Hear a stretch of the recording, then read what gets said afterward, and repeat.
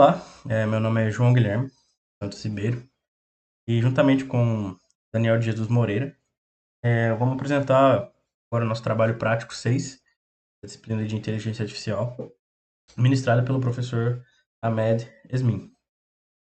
O tema principal do nosso projeto foi o desenvolvimento de um consultor de hardware usando agentes inteligentes. O nosso foco foi apenas criar um chatbot que responde perguntas, né? Mas sim construir um sistema orquestrando múltiplas mentes artificiais, né, que colaboram para resolver um problema específico de forma confiável. Então, dando uma introdução, né, no projeto, é, nós criamos meio que uma simulação de sistema de consultoria de hardware. Para quem já tentou montar um PC, né, entende muito bem a dor de cabeça. Não é apenas você achar as peças, mas sim saber se elas vão funcionar bem juntas. E para resolver esse problema, a gente implementou dois agentes inteligentes com papéis estritamente distintos, que vão trabalhar em conjunto.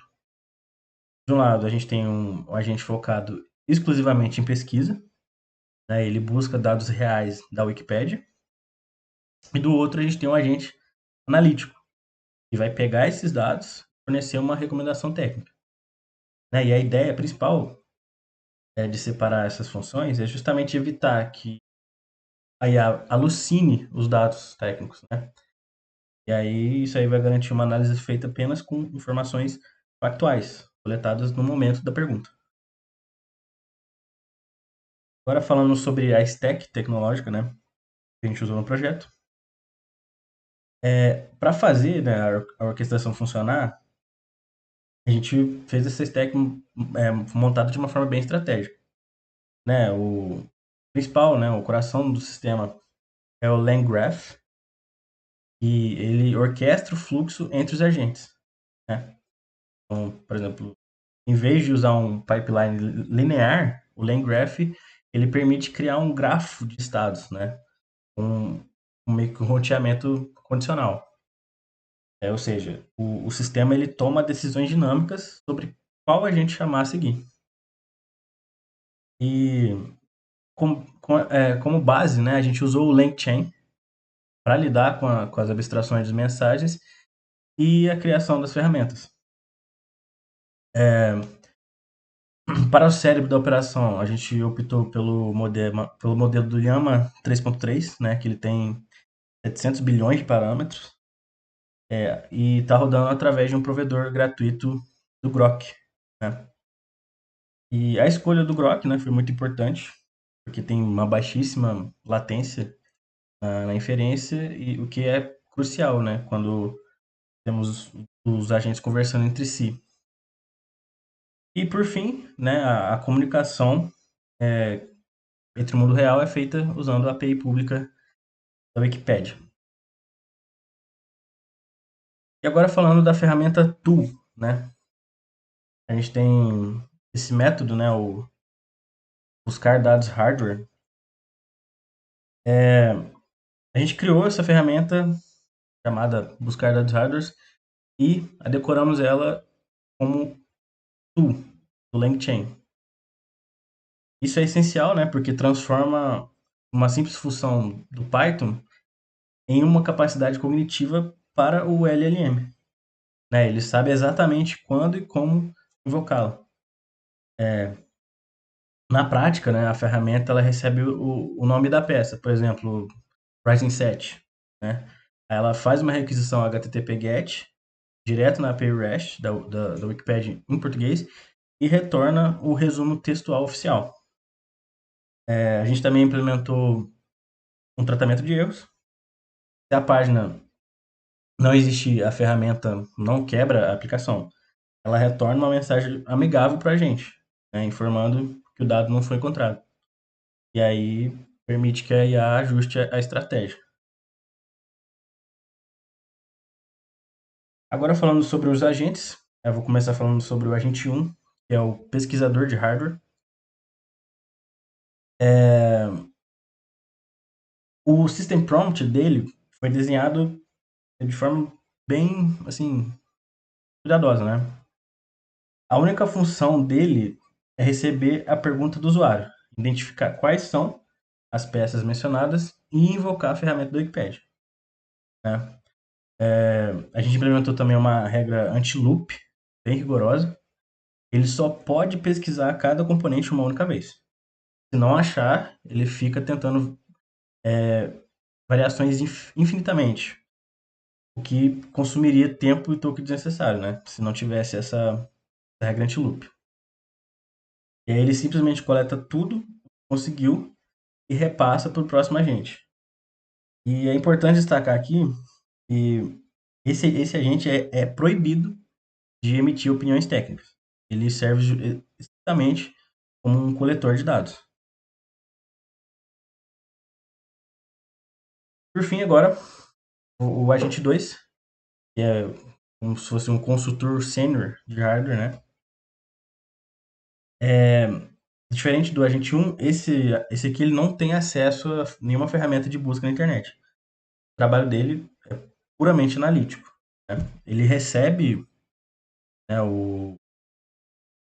foi montado, né, pelo agente 1, as informações, e aí ele vai processar a resposta final em 4 etapas obrigatórias, né? Então, primeiro, ele faz o resumo técnico das peças, depois ele avalia se existe compatibilidade física e tecnológica, depois ele faz uma análise de bottleneck, né? Ou seja, verifica se vai ter gargalo entre a CPU e a GPU, né? E se, por exemplo, se uma vai limitar a performance da outra, certo?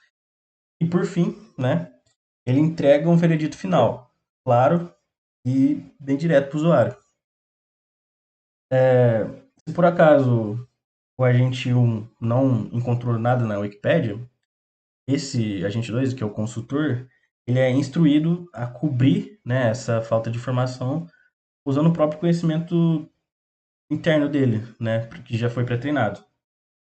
E assim a gente garante uma resposta técnica, estruturada e de alto valor para o usuário. E é isso, minha parte aqui. A partir de agora, o Daniel vai continuar para a gente a apresentação. Muito obrigado. Boa tarde. É, Meu nome é Daniel de Jesus Moreira e eu vou estar gravando aqui então a segunda parte do nosso trabalho, apresentação do nosso trabalho. E eu vou falar aqui agora do estado compartilhado, né, do agent state. Para que os nossos dois agentes pudessem colaborar, a base de tudo foi construir o agent state. Como vocês podem ver no código, ele funciona como a memória central do nosso gráfico. Através do operator.add, cada vez que o pesquisador ou o consultor gerar uma mensagem, ela é anexada ao histórico. E isso é fundamental porque garante que o consultor ele leia absolutamente todos os dados que o pesquisador coletou na internet antes de poder dar o seu veredito final. Bom, visualmente, a nossa arquitetura ela funciona dessa maneira. Tudo começa quando o usuário ele envia a mensagem. Então, o usuário envia a mensagem, depois ela cai direto no nosso pesquisador, que é o nosso agente 1. O papel dele é exclusivamente buscar dados técnicos. Em seguida, o fluxo passa pelo roteador, e se o pesquisador achou necessário buscar na internet, o fluxo desvia para o nó de ferramentas, que faz a requisição na API da Wikipédia, que a gente fez, e devolve o texto para o pesquisador ler. E quando a pesquisa acaba, o fluxo desce para o consultor, que é o agente 2, que analisa tudo e devolve a resposta final para o usuário. E aí ele encerra o processo. Bom, sobre roteamento condicional agora, a inteligência de guiar esse fluxo fica no nosso roteamento condicional. Ele é uma função bem simples, mas ele é essencial. O código, ele simplesmente olha para a última mensagem gerada e aí ele vê se tem um parâmetro chamado toCalls. Se tiver, significa que o LLM decidiu que não sabe a resposta de cabeça e precisa pesquisar. Então o roteador ele manda o sistema para o nó de ferramentas, e se não houver esse parâmetro, o roteador entende que a pesquisa acabou e libera o caminho para o consultor fazer o trabalho dele. Bom, como exemplo de execução, colocando, né, isso na prova, a gente simulou um cenário real de upgrade, onde um usuário tem um Ryzen 7 7800X3D e ele quer trocar uma placa de vídeo antiga, uma GTX 960, por uma RX 6600, perguntando se isso vai gerar gargalo. E o fluxo ocorreu perfeitamente. O pesquisador ele leu a pergunta e acionou a ferramenta que a gente tinha falado anteriormente, né? A @tool, pesquisou na Wikipédia, né? Então a Wikipédia devolveu os dados. Ele tentou buscar a GPU, né? Ele não achou, mas ele leu o resultado e com as informações em mão o consultor assumiu. E o consultor ele analisou a arquitetura e ele deu o veredito final, que recomendou o upgrade, confirmando que o processador consegue aguentar a RX 6600 tranquilamente, sem nenhum gargalo. Bom, partindo para resultados e análise, o que nós extraímos dessa execução foi muito positivo. A divisão de papéis ela realmente funcionou. Né, a gente isolou a responsabilidade de pesquisa e deixou o consultor focado apenas em interpretar os dados. Nós também notamos algumas limitações, que como a API da Wikipédia ela exige o nome exato do que a gente está procurando, às vezes ela não retorna nada, como foi inclusive o caso do nosso teste. O interessante disso é que o sistema não quebra por causa disso. Mesmo ele não retornando uma resposta, ainda assim vai para o consultor e ele utiliza o próprio conhecimento dele, conhecimento interno que ele tem, para cobrir essa falha de pesquisa, e não deixa o usuário sem resposta, ele retorna uma resposta. Bom, para concluir, o projeto ele consolidou a eficácia do LangGraph, ele torna a colaboração entre as IAs bem explícita e controlável através dos grafos.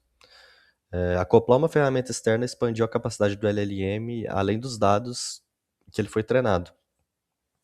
E separar essas sensibilidades, ela resultou em respostas técnicas bem mais confiáveis. Né? Então, o projeto ele consolida os conceitos do estado compartilhado, roteamento e uso de ferramentas. Então, é isso. Essa foi a nossa apresentação sobre o nosso projeto sobre agentes inteligentes.